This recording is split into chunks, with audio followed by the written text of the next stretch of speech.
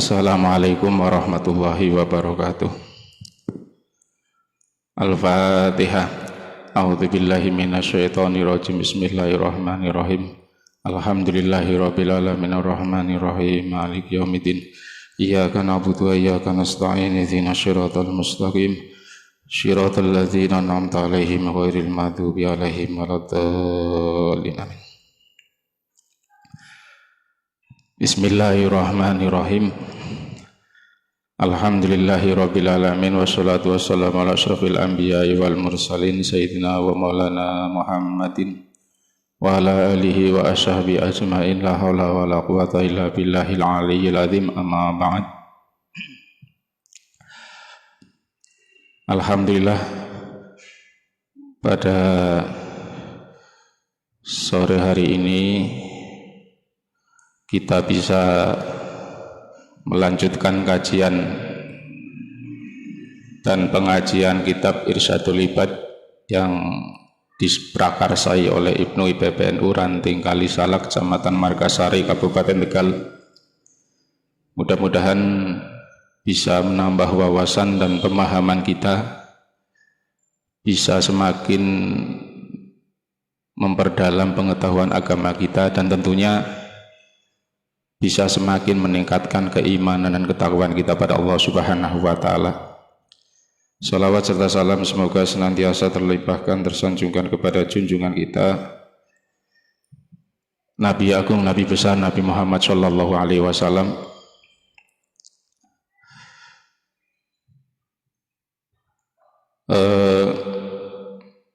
Banyak pertanyaan yang japri lewat saya terkait masalah fidyah ini. Memang kemarin pada pembahasan mengenai masalah puasa kita memang tidak atau belum membahas tentang terkait dengan masalah fidyah. Lah kebetulan mungkin ada sebagian dari anggota IPNU atau mantan anggota IPNU yang sekarang sedang hamil atau menyusui itu bertanya terkait dengan masalah konsekuensi orang hamil ataupun orang yang menyusui pada saat waktu bulan puasa. Nah, kemarin sepintas kilas sudah pernah saya jelaskan mengenai ukuran dan besaran fidyah termasuk di grup majelis taklim nggih. Namun kalau penjelasan via tulisan ataupun keterangan lewat tulisan itu memang tidak leluasa. Ya, saya saja kalau ditanya kebetulan jawabannya itu panjang, untuk nulis itu kadang nggak telaten. Kadang saya itu minta waktu dahulu, mencari waktu yang senggang. Ya, karena kan kita tidak mungkin kadang pas waktu ditanya, waktunya itu pas kebetulan longgar. Nah, ini mohon teman-teman baik IPNU, IPPNU, karena persoalan mengenai masalah fidyah itu kan bukan hanya kewajiban yang terkait dengan IPP kan ya. Kalau IPNU-nya sudah menjadi suami, ini kan juga termasuk kewajibannya juga terkait dengan kewajiban sebagai kepala rumah tangga. Makanya mohon nanti pembahasan ini akan saya kupas, dan beberapa pertanyaan yang menyangkut dengan kepanitiaan zakat fitrah baik di masjid musola itu juga sudah masuk ke WA ya. Mungkin tidak ingin terekspos, kalau lewat pertanyaan sama admin kan mungkin akan ketahuan kan, misalnya ini yang bertanya siapa kan ya. Apalagi kalau IPP itu kan mungkin rada sensitif, rada sedikit apa ya, tidak ingin namanya terekspos, sehingga japri lewat saya terkait dengan masalah tadi fidyah. Kemudian ada yang menanyakan keberadaan kepanitiaan yang dibentuk pada saat waktu malam waktu malam Idul Fitri ini termasuk salah satu asnaf zakat atau tidak, termasuk amil atau tidak, dan kalau amil apakah berhak menerima zakat. Ini. Jadi nanti insya Allah kajian ini akan kita bahas persoalan masalah itu, dan mohon ini betul-betul dicamkan. Ini karena kajiannya itu sangat penting sekali. Begini. Sebenarnya dalam agama Islam itu ibadah ada hal yang sifatnya rukhsah. Rukhsah itu adalah dispensasi. Kalau kita misalnya melihat contoh kasus masalah orang sholat itu kan mestinya normalnya kalau misalnya 4 rakaat, zuhur, asar, isya, ya kan? Namun dalam kondisi dan keadaan tertentu, sholat yang mestinya 4 rakaat itu bisa nanti rakaatnya itu apa istilahnya itu dipotong lah. Rakaatnya itu dikurangi, yang menjadi 4, yang 4 menjadi 2. Nah ini namanya rukhsah, namanya qashar. Ataupun sholat mestinya kita zuhur pada saat waktu zuhur,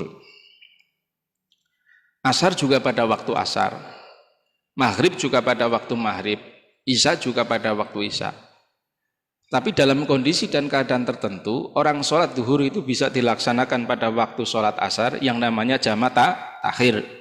Ataupun sholat asar bisa dilaksanakan pada waktu sholat zuhur yang namanya jamak takdim. Ataupun sholat maghrib bisa dilaksanakan pada waktu sholat isya namanya jamak takdim. Atau sholat isya bisa dilaksanakan pada waktu sholat maghrib namanya jamak takhir. Nah ini contoh-contoh persoalan masalah kewajiban yang kemudian ada rukhsah atau dispensasinya. Ini. Nah tentunya bahwa ketika kemudian kita melaksanakan ibadah itu ada dispensasi, ini harus ada persyaratan dan ketentuan-ketentuan yang ada. Kalau dalam kaitan dengan dispensasi mengenai masalah sholat, kita boleh untuk menjamak dan sekaligus mengqashar. Ini ketentuannya satu, kalau perjalanannya itu bukan karena tujuan maksiat. Ya satu contoh tujuan maksiat itu, mohon maaf, kami itu janjian di Facebook ketemu di Jakarta, mohon maaf. Nah ini kan banyak kasus ya, orang dibohongi kan, kemudian nasibnya tragis, setelah ketemu ternyata ada niat tidak baik, bahkan sampai terjadi pembunuhan. Itu sering terjadi seperti itu. Nah misalnya ada orang dari daerah itu ke Jakarta, niatnya sudah tidak benar, ya. Niatnya itu misalnya itu mau mendolimi seseorang. Ini walaupun jarak yang ditempuh masafatul qasri, batas jarak yang diperbolehkan untuk mengqashar yaitu sekitar 90 km lebih, maka hukumnya orang itu tidak bisa mengambil rukhsah. Kenapa? Sejak awal tujuannya adalah tujuan karena maksiat.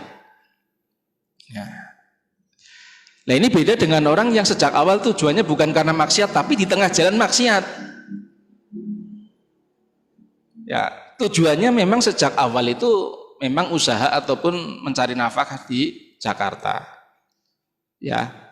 Tapi kemudian di tengah jalan itu ada sesuatu hal yang akhirnya dia itu melakukan maksiat. Nah, kalau maksiat ini bukan tujuan utama, ya, tetapi tanpa sengaja di tengah perjalanan dilakukan, maka orang tersebut masih diperbolehkan untuk melakukan sholat jamak qashar. Ini yang pertama. Nah, kemudian yang kedua, sejak awal niatnya itu sudah harus bukan karena unsur tujuan maksiat. Jarak yang ditempuh ini, ukuran jarak yang ditempuh, ini ukuran jarak yang bisa mencapai batas masafatul qasri. Masafatul qasri itu jarak yang bisa diqashar. Ya. Para ulama itu memang mendefinisikan itu membuat sebuah ukuran, itu macam-macam. Ya. Kalau di dalam kitab Tanwirul Qulub itu paling sedikit 85 km, kurang lebih seperti itu. Di dalam kitab Tanwirul Qulub itu jarak yang ditempuh untuk bisa kita mendapatkan dispensasi itu kurang lebih 85 km. Ya. Tapi kalau kemudian kita mengkompromikan dari berbagai macam pendapat, maka kita mengambil kisarannya 90 km. Karena ada yang lebih dari 95 km ini. Lah, muncul pertanyaan demikian.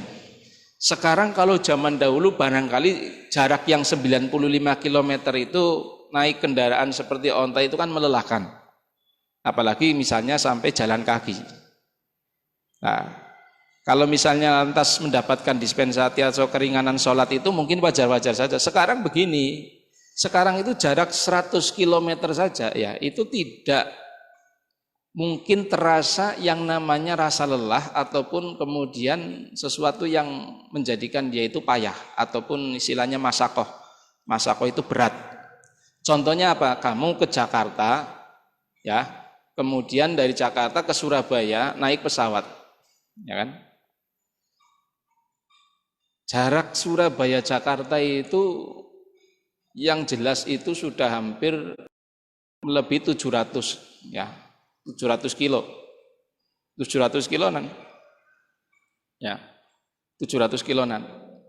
Karena untuk kalau kita melihat Kali Salak Jakarta saja itu sekitar 280 kilonan, enggak ada 300. Kalau Kali Salak ke Jawa Timur, Kediri saja itu sekitar 480. Kalau untuk Kediri saya tahu persis karena ya kalau pas waktu berjalan pakai mobil itu bisa tahu.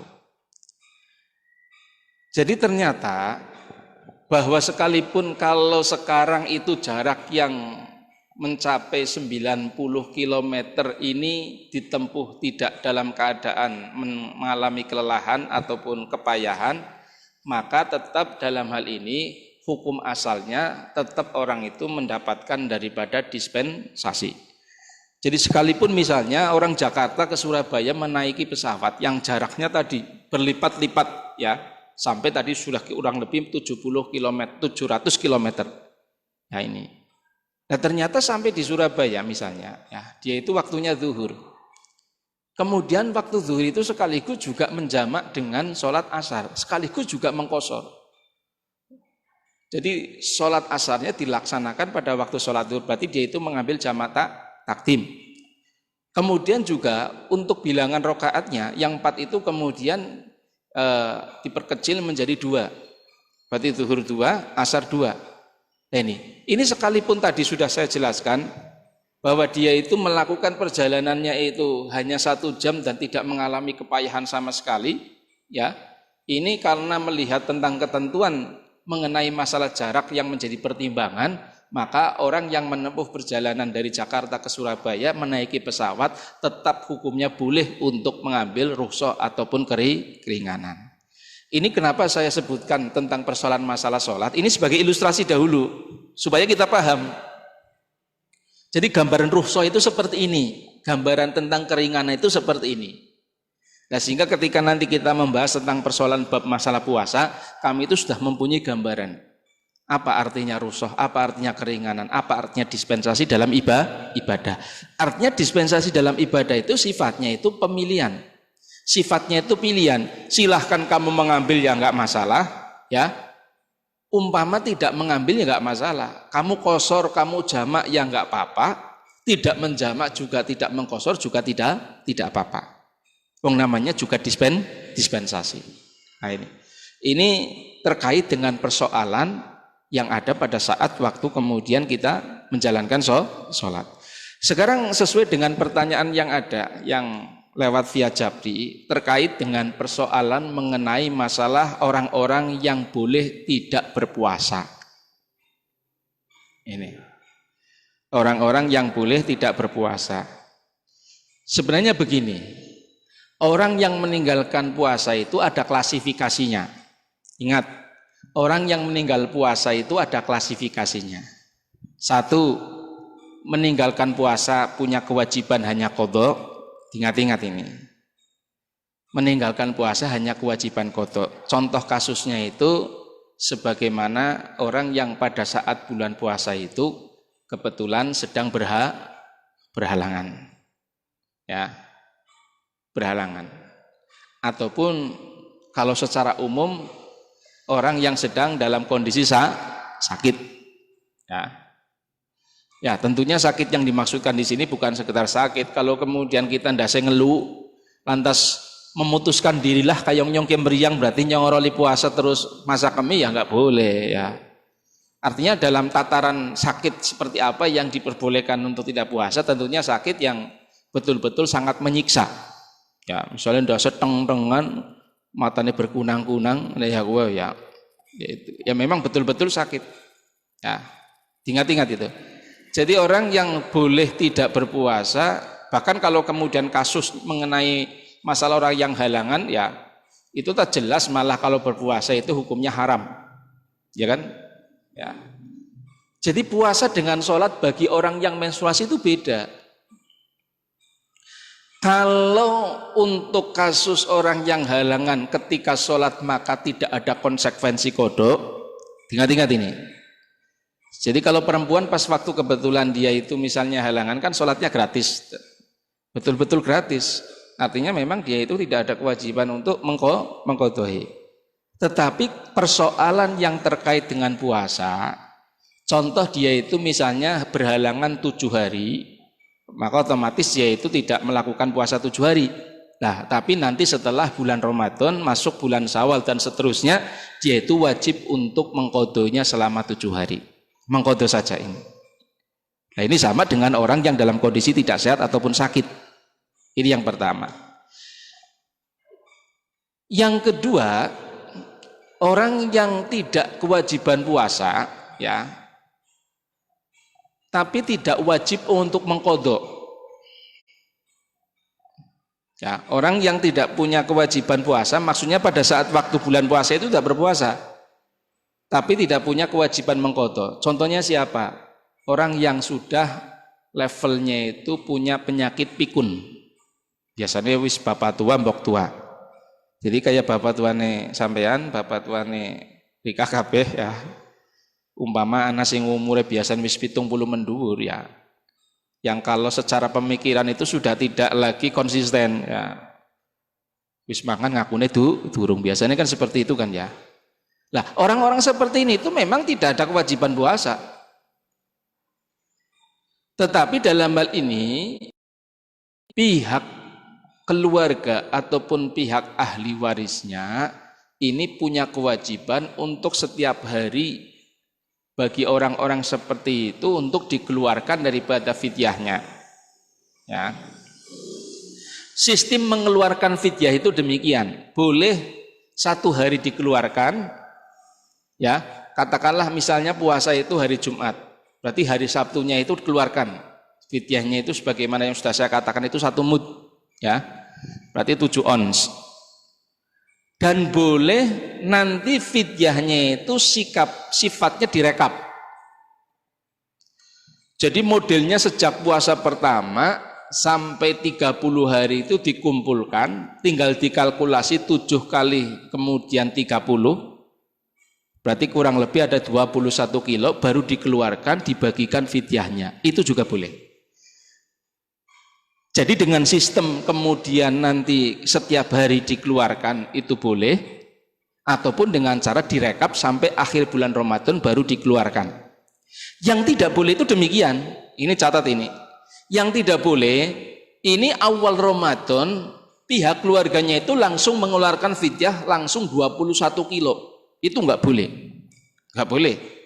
Walaupun itu jelas nuansanya itu adalah sedekah, tetapi ketentuan-ketentuan dan cara-cara teknisnya itu sudah dijelaskan sehingga untuk kemudian model fidyah yang langsung dikeluarkan sejak awal bulan Ramadan langsung 21 kilo itu hukumnya tidak diperbolehkan. Ini. Jadi ini orang yang pikun. Kemudian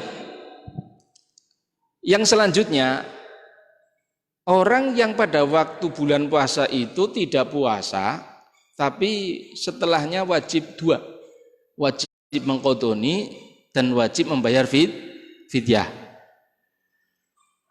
Nah ini pembahasan ini yang barangkali ditanyakan via Jabri lewat apa istilahnya lewat saya. Ini mohon karena ini yang menjadi pertanyaan utama harus dipahami betul ini, jangan sampai salah paham. Begini, perempuan hamil dan perempuan menyusui itu ada 2 kemungkinan ketika tidak berpuasa.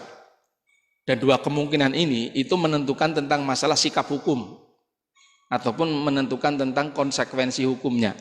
Saya ulangi, wong sing lagi meteng karo sing nyosoni, ya, eling-eling ini kan banyak sekali kan kondisi orang yang lagi pas bulan puasa lagi kondisinya nyosoni dan kemudian dalam kondisi hamil, dan mungkin teman-teman juga ada saudaranya yang sedang seperti itu. Makanya ini harus dipahami ya. Harus dipahami. Ya. Jadi wong lagi hamil dan menyusui ini mempunyai dua kemungkinan hukum. Kemungkinan hukum yang pertama, dia pada waktu bulan puasa itu tidak berpuasa, tapi setelahnya bulan puasa hanya wajib qadha. Ini kemungkinan yang pertama. Kemungkinan yang kedua, pada saat waktu bulan puasa orang hamil dan orang menyusui itu tidak berpuasa, tetapi setelah bulan puasa dia kewajibannya dua. Yang pertama qadha, yang kedua itu membayar fidyah. Ini. Nah, kita bahas kasus pertama orang hamil dan menyusui yang hanya kewajiban qadha. Lah, orang hamil dan orang menyusui seperti apa? Ya, sing kondisine kaya ngapa itu yang waktu bulan puasa dia itu diperbolehkan untuk tidak puasa, tapi waktu sawise wulan puasa hanya kewajiban ngodoni. Ini orang hamil dan orang yang menyusui yang pada saat waktu memutuskan untuk tidak berpuasa Ramadan karena pertimbangan mengenai kesehatan pribadinya, kesehatan dirinya. Contoh, wong sing lagi ngerosoni itu barangkali juga wis pernah ataupun baru 1 hari ngrasakna kemudian kayong awake gemeter ya. Kemudian keringete grobyosan ya. Atau kemudian wong sing hamil memaksakan kemudian dia itu misalnya tidak berpuasa, dase kliengan. Nah ini, dase kliengan. Kalau ada kondisi seperti ini dialami oleh orang hamil dan orang menyusui, kondisi di mana ketika dia itu misalnya tetap berpuasa Ramadan, ini akan terjadi kekhawatiran yang terkait dengan kesehatan dirinya, maka orang hamil ini diperbolehkan, orang hamil dan orang menyusui diperbolehkan untuk tidak berpuasa dan setelahnya hanya kewajiban qadha. Kenapa? Ini disamakan dengan kondisi orang yang sedang sakit. Ya kan? Ini disamakan dengan kondisi orang yang sedang sakit. Tadi kan sudah saya jelaskan. Pertama, orang yang tidak kewajiban qadha itu orang yang sakit, ya kan? Hanya kewajiban qadha itu orang yang sakit tapi tidak kewajiban fidyah. Ini. Paham ya? Ini yang pertama, paham ya? Paham ya?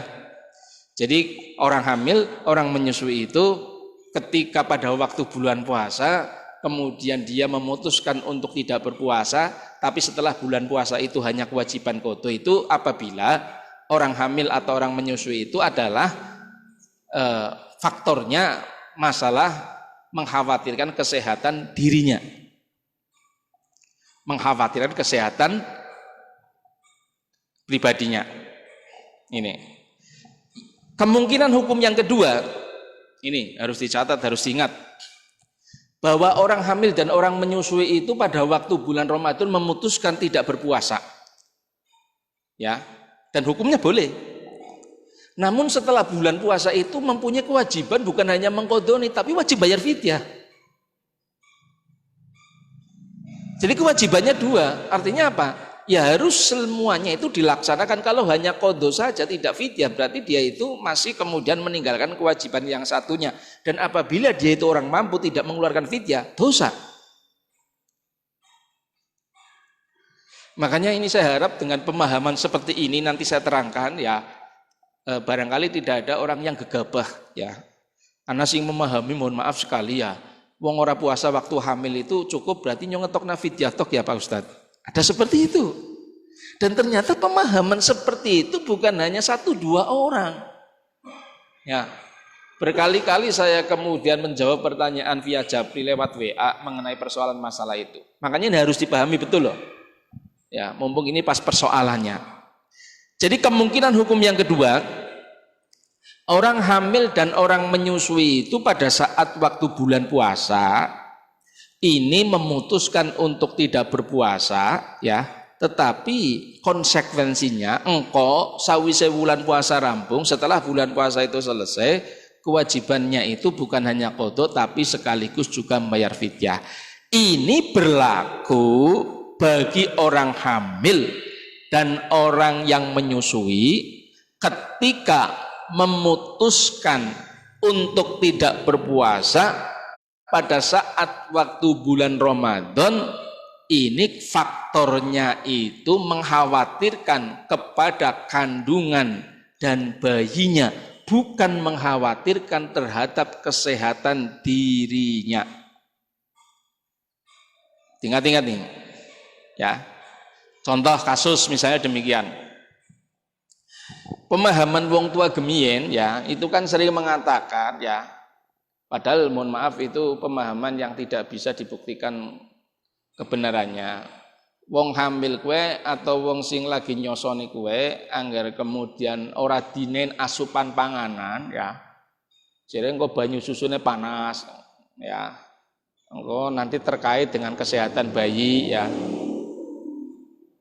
atau mempunyai ada pemahaman wong hamil kue anggar puasa nanti kekurangan gizi protein, walaupun mohon maaf sekali, ya, kalau sekedar menahan lapar 12 jam itu sebenarnya bagi orang menyusui dan orang hamil tidak masalah. Ini sekedar contoh saja, ya, sekedar contoh. Ini karena ini saya alami dari saya menyaksikan sendiri. Ketika istri saya itu melahirkan yang kedua, Ahid itu kan, ya, itu kan persis bulan puasa tanggal 26 dan melahirkan setelah kuliah subuh. Ini artinya bahwa sejak hari pertama itu sampai tanggal 26 melahirkan itu dalam kondisi puasa. Dan itu fine-fine saja, nggak masalah. Kita jangan terdoktrin persoalan informasi yang tidak jelas. Ya, nggak puasa kayak buktinya itu yang saya saksikan, ya, sehat-sehat saja baik ibunya ataupun bayinya. Bahkan mungkin dengan kemudian kita itu tetap membawa bayi itu puasa, itu ada efek kebaikan barokahnya. Ya kan, dibandingkan dengan kemudian yang tidak berpuasa. Ini. Jadi kalau misalnya ada orang mengkhawatirkan karena terdoktrin wong tua gemien ngomong anggar kemudian wong lagi nyosoni kemudian puasa kayak jadi banyu susunya panas, ya. Itu yang pertama. Ataupun kemudian terdoktrin kok anggar lagi waktu hamil memutuskan puasa kok bisa bayine misalnya mohon maaf misalnya gizi buruk misalnya ngapunten. Informasi-informasi seperti itu sebenarnya tidak ada dasarnya. Dan kalau kemudian pihak wong sing lagi hamil atau lagi menyusui, lantas dia karena punya informasi terkait dengan bayinya, terkait dengan kandungannya, apabila tetap memutuskan puasa, ya, ini kekhawatiran itu bukan kekhawatiran maring kesehatan awake dewek, tapi maring bayi atau kandungannya. Maka boleh dia itu waktu bulan Ramadan tidak berpuasa. Hanya saja setelah bulan Ramadan selesai, kewajibannya bukan hanya kewajiban qadha tetapi kewajibannya membayar fidyah. Yang perlu dicatat, kewajibannya bukan hanya membayar fidyah. Ini yang sering kemudian menjadi pertanyaan. Dianggapnya bahwa ketika sudah mengeluarkan fidyah berarti qadhanya selesai. Salah. Justru kalau kemudian masalah pembayaran fidyah itu kan sifatnya ibadah sosial, itu bisa ditangguhkan anggar memang wonge orang duwe. Contohnya kayak bar lebaran dia itu misalnya wis senggang lah, bisa untuk mengkodoni, segera kodok. Tapi pan bayar fidyah, is pokoknya boro-boro fidyah wong lagi kondisi corona kayak gie, ya. Boro-boro misalnya ngonen wong misalnya ngapunten nggih, misalnya. Itu enggak masalah. Jadi ibadah sosial itu sifatnya kalau sekarang kondisinya itu sekarang tidak mampu maka boleh ditangguhkan. Ini. Tetapi yang perlu dicatat dan perlu dipahami, jangan punya anggapan setelah mengeluarkan fidyah berarti gugur tentang kewajiban qadhonya. Tidak, karena kewajibannya itu memang dua. Kalau dia memutuskan tidak berpuasa bagi orang hamil dan orang menyusui itu karena faktor mengkhawatirkan kesehatan bayi dan kesehatan daripada kandungannya, maka boleh untuk berpuasa. Tetapi setelah bulan puasa selesai, bulan Syawal masuk, kewajibannya dua. Satu, kewajiban qadha, yang kedua kewajiban untuk bayar fidyah. Fidyahnya itu sudah dijelaskan berkali-kali, kisarannya itu 679 gram atau kalau kita bulatkan 7 ons. Berarti kalau misalnya tadi selama sebulan full tidak berpuasa ya tinggal dikalkulasi ya 7 kali 3 berarti kan 21 kilo. Paham ya? Ini tolong harus paham loh. Masalahnya supaya tidak ada lagi pertanyaan bolak-balik. Saya kalau nulis itu nggak telaten ya, makanya lebih kebenak menerangkan seperti ini bolak-balik nggak masalah daripada nulis itu kayak ya terus waktunya kadang nggak senggang. Paham ya ini ya? Kalau nanti nggak paham tolong nanti ditanyakan ya ini. Ini harus dipahami supaya karena itu tadi saya katakan banyak orang yang berasumsi punya pemahaman dianggapnya harus bayar fidyah berarti kodone gugur. Nggak ada. Ya. Fidyah itu tidak akan pernah menggantikan daripada kewajiban. Fidyah itu namanya tebusan, ya, tebusan oleh waktu bulan puasa kowe ora puasa. Ini. Jadi makanya identik yang namanya fidyah atau kafarot itu adalah sedekah karena melanggar larangan. Satu contoh begini. Ini barangkali ini yang namanya orang bulan puasa kan kadang ada pengantin baru kan ya. Ini sebenarnya berat ini kan ya. Berat ya. Ya kayak kalau ya bayangkan mohon maaf sekali yang namanya pengantin baru kan ya. Jadi begini. Ini contoh lagi kafarot atau fidyah yang sifatnya itu kelas berat ini. Ada suami istri sama-sama sedang puasa. Ya ini. Ada suami istri sama-sama sedang puasa. Ya lantas sebenarnya itu kan halal-halal saja kalau dalam keadaan tidak puasa kan ya. Akhirnya hilaf karena nikah itu bulan Sya'ban kan ya. Ya bulan ruwah pertengahan apa maning wis mucuk bisa no ya. Misalnya kita akhirnya tidak mampu menahan hasrat. Ya. Menahan hasrat. Dalam kondisi masing-masing tetap puasa, tidak batal, terjadilah hubungan suami istri yang mestinya itu sebenarnya halal. Yang mestinya sebenarnya halal karena suami istri. Ya. Dalam keadaan sama-sama dia itu puasa, suamine sing lanange juga esi lagi puasa, sing wadone juga esi lagi puasa, akhirnya terjadi hubungan suami istri. Lah, kasus seperti ini ya, maka dia itu wajib ya di samping dosa ya, wajib membayar kafarot. Ya. Kalau kafarot itu identik fidyah yang kelas kakap lah. Kafarotnya apa? Berarti setelah bulan Ramadan wajib untuk berpuasa 2 bulan berturut-turut. Wong sabulan be ora.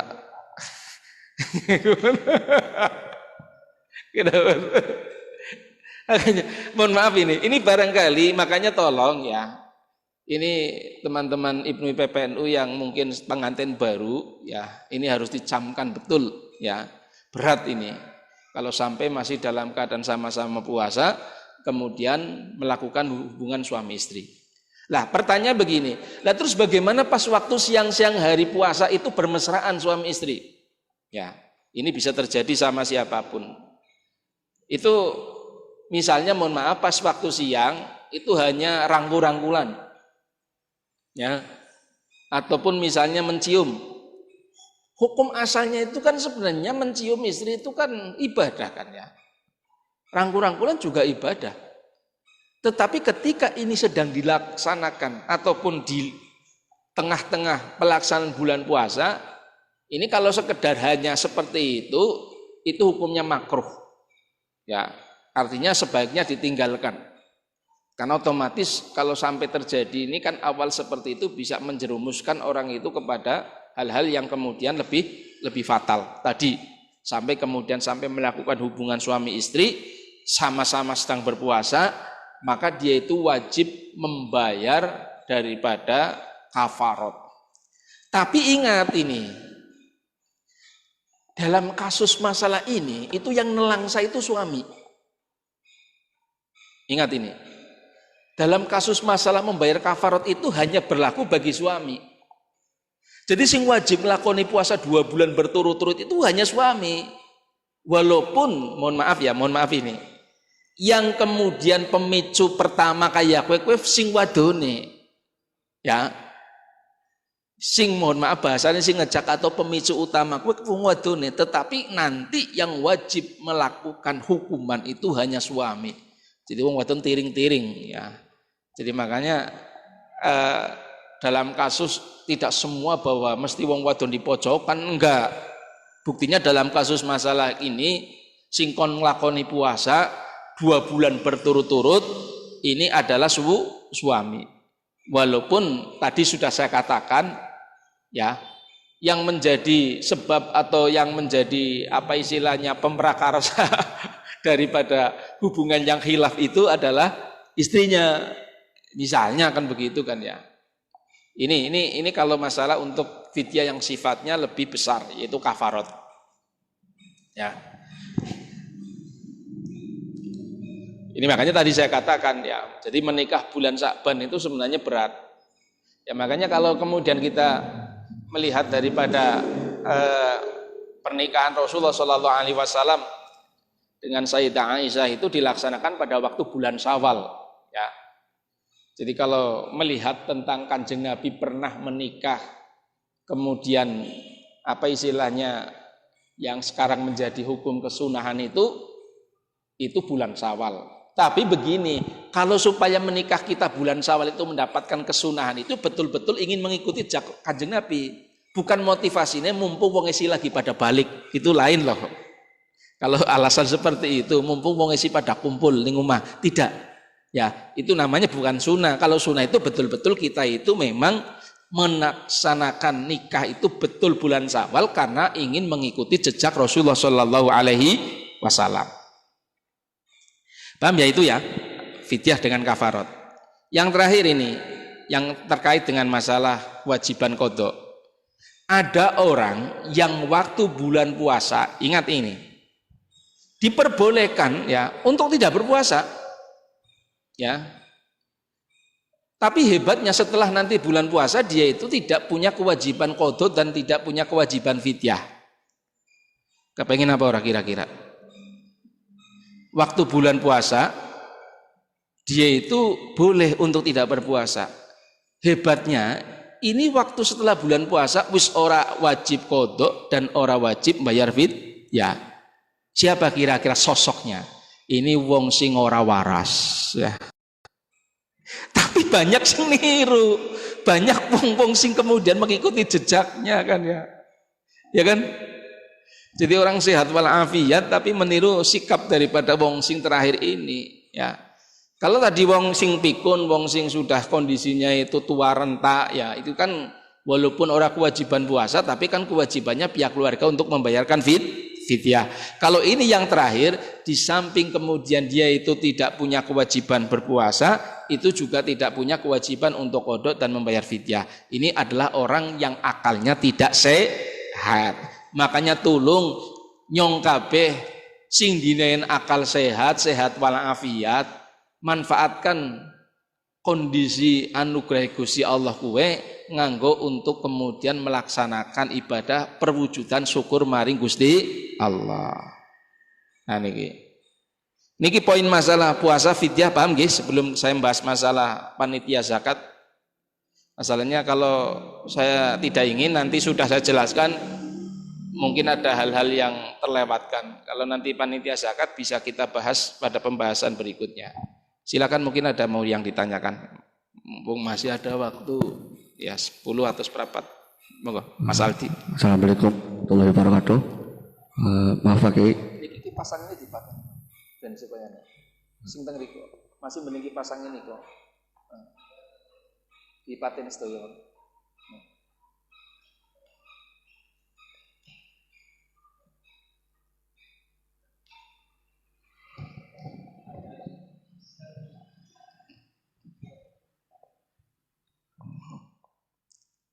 Monggo. Pertanyaan Pak Kiai, untuk pembayaran fidyah itu hanya dengan beras atau bisa diganti dengan misalkan uang atau yang lain? Terima kasih.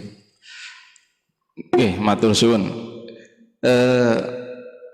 Di grup majelis itu kan juga sudah pernah saya singgung bahwa zakat maupun fidyah kalau konsep mazhab Syafi'i itu harus menggunakan makanan pokok, ya. Artinya makanan pokok kalau orang Indonesia itu kan ya berarti beras. Bahkan kalau Rasulullah sendiri zakat fitrah itu bukan menggunakan beras tapi menggunakan gandum, ya. Karena makanan pokoknya orang Arab itu bukan beras lah, tapi roti, ya. Jadi makanan pokok beras itu hanya untuk orang Asia, ya. Jadi kalau orang-orang sana itu rata-rata ya gandum, olahannya itu makanan pokoknya itu dari gandum. Nah sekarang kalau misalnya mau menggunakan yang praktis, begini kan sudah pernah saya jelaskan bahwa kalau kita mau menggunakan daripada kepraktisan, lantas ingin membayar zakat fitrah ataupun kemudian fidyah, itu menggunakan uang, itu boleh-boleh saja. Tapi dengan catatan kita itu mengiblat pada pendapatnya Imam Abu Hanifah. Hanya saja begini, khusus untuk zakat ya, zakat fitrah, kalau mau menggunakan uang itu kan yang menjadi rujukan itu ukuran yang digunakan oleh Imam Abu Hanifah bahwa satu sok yang kalau kemudian ada 4 mud itu kalau Imam Abu Hanifah ketemunya 3,8 kilo. Berarti kalau orang itu mau mengeluarkan zakat fitrah menggunakan versi menurut Imam Abu Hanifah yang menggunakan uang boleh, berarti kalau dikonversi ya kalau dibuat zakat fitrah itu 1 kilo misalnya ya 10.000 ya, kemudian 8 onnya itu kira-kira misalnya 7.000 atau 8.000, berarti ya hampir 40.000 kalau misalnya menggunakan pandangan mazhab Hanafi. Begitu juga fidyah, boleh-boleh saja mengeluarkan fidyah itu menggunakan uang, tapi kita meniati atau mengikuti daripada pandangan mazhab Hanafi, karena memang dalam mazhab Syafi'i itu bahwa fidyah itu memang tidak boleh dikonversi ataupun menggunakan daripada uang. Dan ingat, distribusi fidyah ini hanya untuk fakir dan miskin. Nih. Jadi ingat, fidyah itu hanya diberikan fakir dan miskin. Beda dengan zakat. Kalau zakat itu banyak kelonggaran-kelonggaran, artinya yang 8 asnaf itu kan macam-macam. Walaupun realitanya yang tinggal tersisa itu sabilillah, ibnu sabil, gharim, kemudian amil, fakir, miskin. Ya. Tapi kalau kemudian untuk fidyah, ini memang distribusinya hanya terfokus tertentu untuk hanya golongan fakir miskin. Terus begini, ini yang perlu dipahami, bahwa dalam mengeluarkan zakat fitrah atau fidyah, kalau menurut Imam Syafi'i itu ada skala prioritas. Ini mau dipahami loh, ya. Jadi aturannya diberikan kepada fakir miskin, tetapi ada skala prioritas. Skala prioritasnya apa? Bahwa mengeluarkan zakat ataupun fidyah tadi, khususnya kita fidyah, kan diberikan pada fakir miskin. Tetapi khususnya orang yang masih ada hubungan kerabat. Makanya kalau suatu saat kita mau mengeluarkan daripada fidyah atau misalnya zakat dan sasarannya itu kepada fakir miskin, pertama yang menjadi acuan itu fakir miskin yang masih ada hubungan sedulur. Ya, contohnya apa? Kakak, adik, paman, bibi. Tapi kalau kemudian orang yang mestinya itu dinafakoi kemudian dikasihkan ya, misalnya zakat itu nggak boleh. Misalnya kamu itu mengasihkan zakat karo bapane. Ya, kenapa? Wong tua kuwe ya, bagi anak tidak boleh memberikan zakat fitrahnya karena orang tua itu orang yang wajib untuk dinafkahi kalau orang itu fakir miskin. Dudu kala pisan nain ya, wis naine 2,5 kilo setahun sepisan waktu Idul Fitri. Mestinya wong tua itu kalau memang fakir miskin kewajiban anak gantian. Dulu kita dinafkahi ketika wong tua wis fakir miskin, wis tua, wis ora duwe kasaban, giliran anak sing kemudian memberikan nafkah, termasuk memberikan nafkah itu menyediakan zakate wong tua. Dudu nyong nein zakate karo wong tua. Paham nggih? Jadi orang yang kemudian skala prioritas utama untuk kemudian diberi fidyah atau sedekah itu fakir miskin, tetapi fakir miskin yang masih ada hubungan kerabat. Setelah hubungan kerabat itu misalnya wis dinain kabeh, silakan. Yang kedua itu fakir miskin yang masih ada hubungan tetangga. Karena bagaimanapun kita hidup bermasyarakat itu yang paling punya peran saling tolong menolong kue tangga. Wong kon misalnya butuh Anda pandandani gendeng, orang mungkin goleti sedulure sini blok joglo ya, misalnya umpama di Al Ihsan ya, yang mestinya goleti neng Anda ning sekitar Al Ihsan kene kan ya. Ini kenapa yang menjadi prioritas itu setelah kerabat itu tetangga. Karena wong butuh apa-apa, wong misalnya pan nyambel uyenteng be orang mau ning sedulure tapi yang tanggane, iya kan? Ini fakta. Makanya saya sering menjadikan ini sebuah ilustrasi. Ketika dalam hal ini kenapa zakat di luar daerah, di luar batas desa ini ya karena realitanya ketika apapun kita butuhnya sama tetangga ini. Ini yang harus dipahami. Jadi kesimpulannya kalau menurut mazhab Syafi'i baik fidyah ataupun zakat itu harus menggunakan makanan pokok. Tapi kalau misalnya mau mengikuti mazhab Hanafi diperbolehkan, tetapi harus diniati, ya, diniati. Ya. Nah tentunya untuk nanti yang digunakan standar daripada Imam Hanafi itu beda. Kalau Imam Syafi'i kan hanya 7 on ya. Dari satu sok itu ada 4 mud, satu mudnya 7 on. Ini kalau zakat fitrah. Kalau untuk kemudian fidyah kan hanya 1 mud, setiap hari itu 1 mud. Itu kurang lebihnya seperti itu. Ya. Ada lagi pertanyaan? Ada satu pertanyaan lagi dari akun Facebook Sam Ovi. Kalau panitia zakat fitrah di musola dan masjid itu apakah disebut dengan amil yang masuk dalam penerimaan zakat, dan apa hukumnya seandainya menjadi petugas penerima zakat dan mendapatkan beras tersebut? Terima kasih. Ini sama persis dengan pertanyaan yang Japri kan ya. Walaupun orangnya beda. Itu siapa? Oh iya, beda ini. Ya. Saya nggak tahu itu profilnya siapa. Ya. Jadi begini, ini memang masalah krusial ya. Artinya, tapi sebelum saya melangkah pada pembahasan ini, masalah kaitan ini dulu ini. Itu masalah krusial itu bisa kita panjang lebarkan nanti kan pembahasannya. Ya, walaupun tadi kan saya kalau ada waktu tadi akan bahas setelah masalah fidyah selesai itu masalah itu. Karena kebetulan ada beberapa yang jabri. Ya, tapi untuk lebih memperdalam ini apakah tadi yang sudah saya jelaskan terkait masalah fidyah ini selesai atau apa? Masalahnya kalau ini masalah krusial sehingga harus panjang lebar, nanti bisa pembahasannya Jumat depan lah. Jumat depan kan durung badau ya.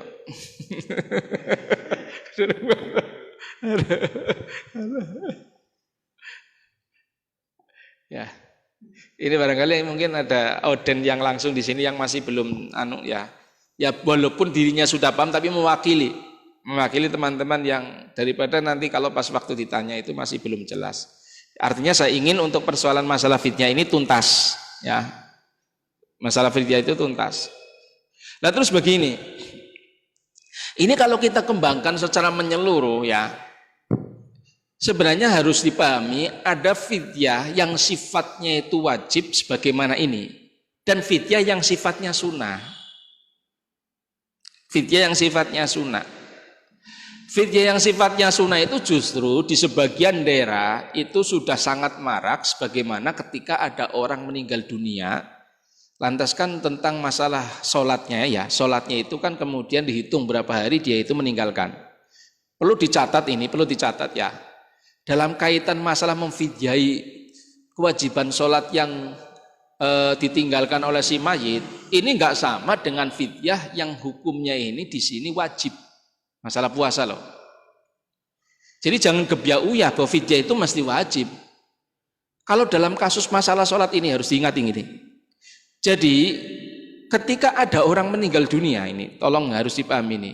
Ini kalau keterangannya nggak usah jauh-jauh dalam kitab Syarah Sulam Mutofek. Ketika ada orang meninggal dunia, kewajiban yang harus kemudian dilaksanakan oleh ahli waris itu 3. Pertama, ini wajib loh. Yang pertama ini adalah membayar hutang kan, membayar hutangnya. membayarkan hutangnya. Ya. Jadi membayar hutangnya itu bukan berarti membayar menggunakan uangnya ahli waris, tidak. Ya orang yang meninggal dunia kebetulan misalnya punya tirkah itu tinggalan, maka diambilkan dari tirkahnya, nggak boleh diwaris. Yang kedua itu menunaikan wasiat. Wasiat itu maksudnya wasiat yang berkaitan dengan hartanya. Jadi kadang-kala begini, ada orang salah paham terhadap masalah wasiat.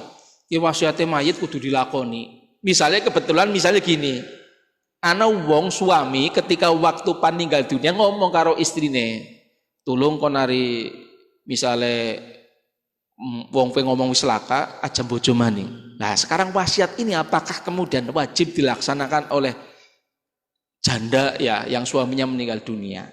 Ini perlu dijelaskan bahwa wasiat yang wajib dilaksanakan oleh keluarga itu wasiat yang berkaitan dengan masalah apa istilahnya harta tinggalannya si mayit.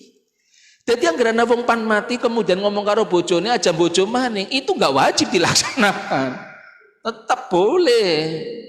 Ya, ini beda dengan istri-istri Rasulullah ini. Ya, ataupun misalnya wasiatnya nyong kudu dikubur ning kene misalnya, sementara dikubur ning kono kayong kangelan atau orang memungkinkan, itu nggak ada kewajiban.